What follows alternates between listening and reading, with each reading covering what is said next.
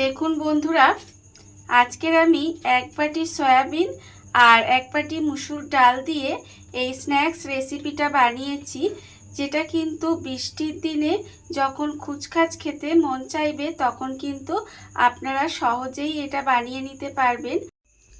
নমস্কার বন্ধুরা, শ্রাবণী রান্নাঘরে আপনাদের সবাইকে স্বাগত জানিয়ে আমি আবারও একটা প্রতিদিনের মতো রান্নার ভিডিও নিয়ে আপনাদের সামনে চলে এসেছি। আজকের আমি আপনাদের এক বাটি সয়াবিন আর এক বাটি মুসুর ডাল দিয়ে একটা স্ন্যাক্স রেসিপি বানিয়ে দেখাবো। আশা করি আপনাদের ভালো লাগবে। তার জন্য কিন্তু আমার পুরো ভিডিওটা আপনাদের দেখতে হবে। আর দেখা শুরু করার আগে একটা লাইক দেবেন, সুন্দর একটা কমেন্ট করবেন আর শেয়ার করতে ভুলবেন না। তাহলে চলুন আজকের আমি এই স্ন্যাক্স রেসিপিটা কিভাবে বানাই সেটা আপনারা একবার দেখে নিন। রান্নাটা করার জন্য প্রথমে আমি এখানে দেখুন সয়াবিন নিয়ে নিয়েছি এক বাটি। আর সয়াবিনটা কিন্তু আমি এখানে ভিজিয়ে রেখে দিয়েছিলাম। দেখুন এর ফলে দেখুন সয়াবিনটা কিন্তু নরম হয়ে গেছে একদম। এইভাবে কিন্তু প্রায় 2 থেকে 3 ঘন্টা ভিজিয়ে রাখলে দেখবেন সয়াবিনটা কিন্তু নরম হয়ে যাবে। আর যদি হাতে সময় কম থাকে তাহলে নর্মাল জল, এমনি হলে নর্মাল জলে ভেজাবেন। আর যদি হাতে সময় কম থাকে তাহলে একটু উষ্ণ গরম জলে ভিজিয়ে দেবেন, দেখবেন তাড়াতাড়ি নরম হয়ে যাবে। আমি এটা নর্মাল জলেই দিয়েছিলাম। দেখুন এটা কিন্তু ভিজে গেছে। এইবারে আমি জলটা কিন্তু চিপে নিয়েছি, একটু খুব বেশি জল চিপিনি। দেখুন অল্প একটু জল জল ভাব আছে কিন্তু এর মধ্যে, কিন্তু একটু এইভাবে জলটা চিপে নিতে হবে।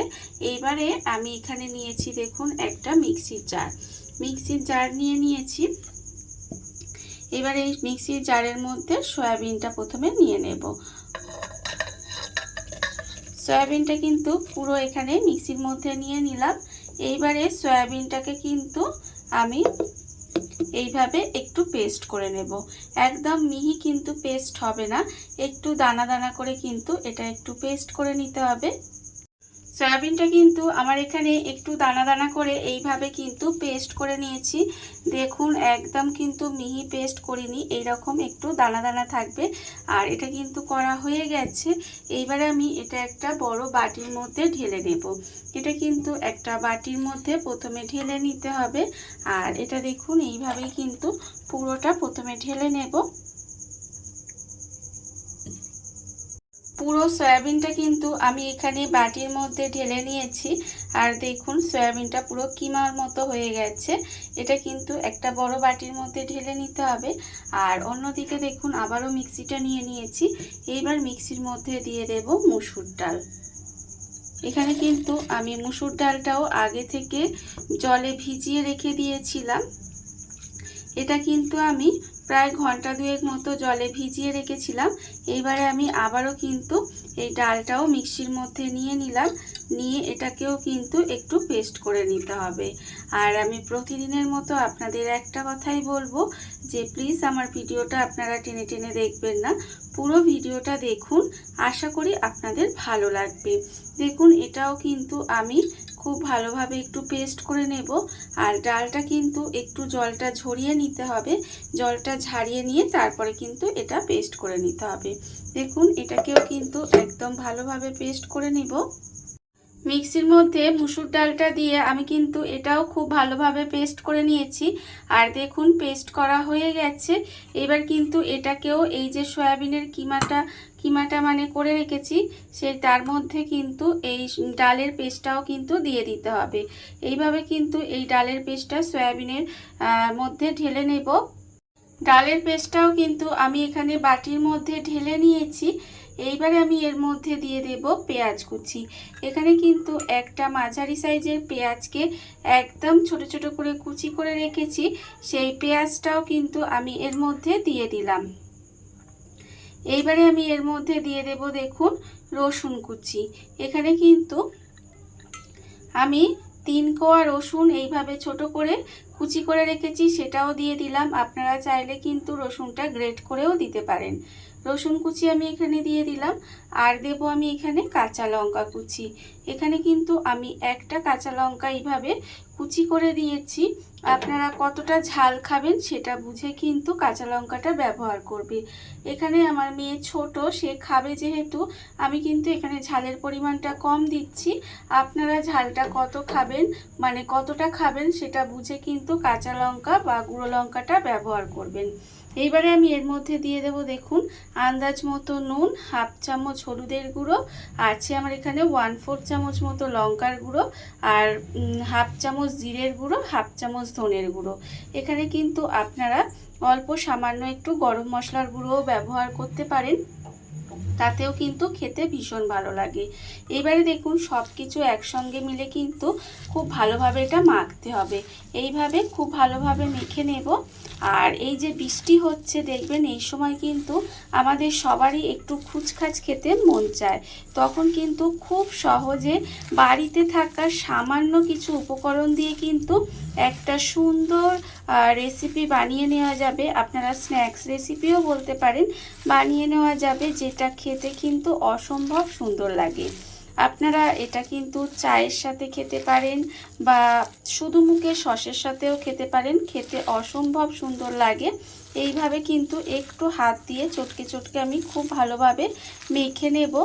আর ভিডিওটা এতক্ষণ পর্যন্ত যারা দেখছেন অথচ একটা লাইক দিতে ভুলে গেছেন, তাদেরকে বলছি প্লিজ একটা লাইক দিয়ে দেবেন।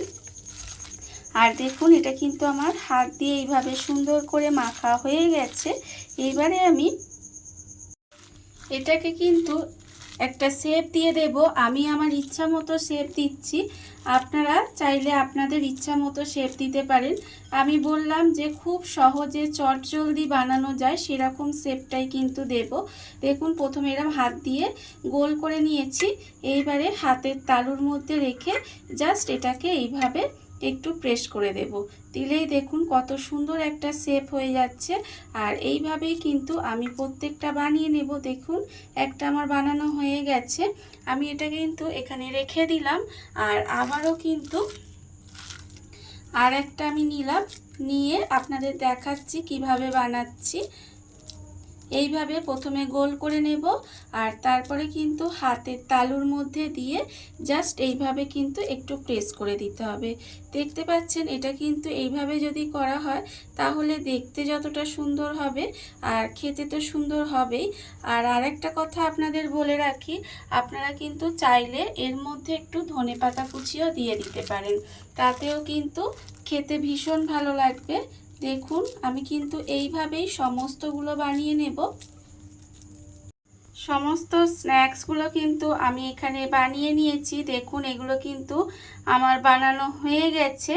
আর অন্যদিকে দেখুন গ্যাসটা অন করে কিন্তু কড়া বসিয়ে দিয়েছি। এবারে কড়ার মধ্যে দিয়েছি সাদা তেল। সাদা তেলটা কিন্তু আমার এখানে প্রায় গরম হয়ে গেছে। সাদা তেলটা কিন্তু এখানে প্রথমে খুব ভালোভাবে গরম করে নিতে হবে। এইবারে দেখুন এবারে আমি তেলের মধ্যে দিয়ে দেব এই যে একটা একটা করে স্ন্যাক্স আমি এখানে বানিয়ে রেখেছি, সেই স্ন্যাক্সগুলো কিন্তু আমি এখানে তেলের মধ্যে আস্তে আস্তে করে দিয়ে দেব।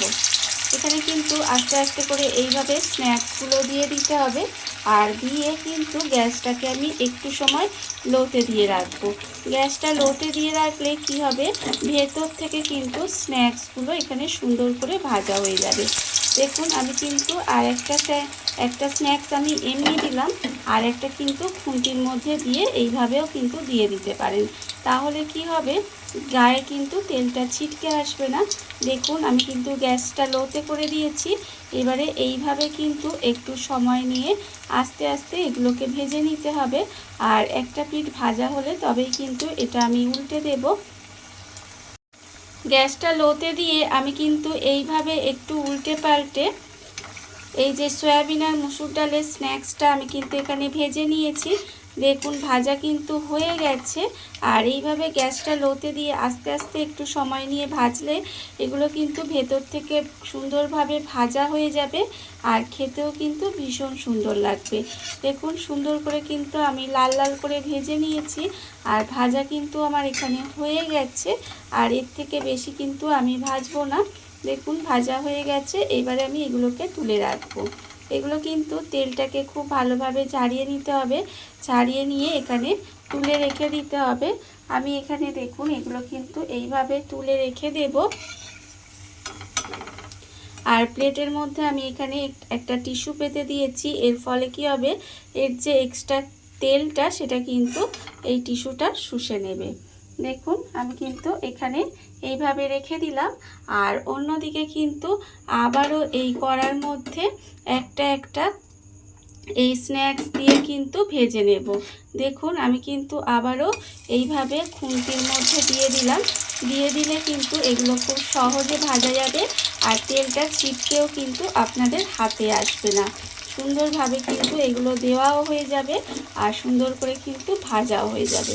দেখুন আমি কিন্তু এইভাবে দুটো দুটো করে দিয়েই কিন্তু স্ন্যাক্সগুলো ভেজে নেব। আর সমস্ত স্ন্যাক্সগুলো আমি কিন্তু এই একইভাবে ভেজে নেব। দেখুন বন্ধুরা, বাড়িতে থাকা কত অল্প উপকরণে কত অল্প সময় কত সুন্দর একটা এক বাটি সয়াবিন আর এক বাটি মুসুর ডাল দিয়ে একটা সুন্দর স্ন্যাক্স রেসিপি তৈরি হয়ে গেছে। আপনারা দেখতেই পেলেন। আর এটা কিন্তু খেতে অসম্ভব সুন্দর হয়। এইভাবে কিন্তু আপনারাও খুব সহজে খুব অল্প উপকরণে কিন্তু এটা বাড়িতে বানিয়ে দেখতে পারেন। আর এই ভিডিওটা যদি আপনাদের ভালো লেগে থাকে, আপনারা যদি ফেসবুক থেকে দেখে থাকেন পেজটি ফলো করে দেওয়ার অনুরোধ রইল। আর যদি ইউটিউব থেকে দেখে থাকেন চ্যানেলটি সাবস্ক্রাইব করে নেওয়ার অনুরোধ রইল। তাহলে চলুন ভিডিওটা আমি এখানেই শেষ করছি। আপনারা সবাই ভালো থাকবেন, সুস্থ থাকবেন। আবারও হাজির হব নতুন কোনো রান্না নিয়ে।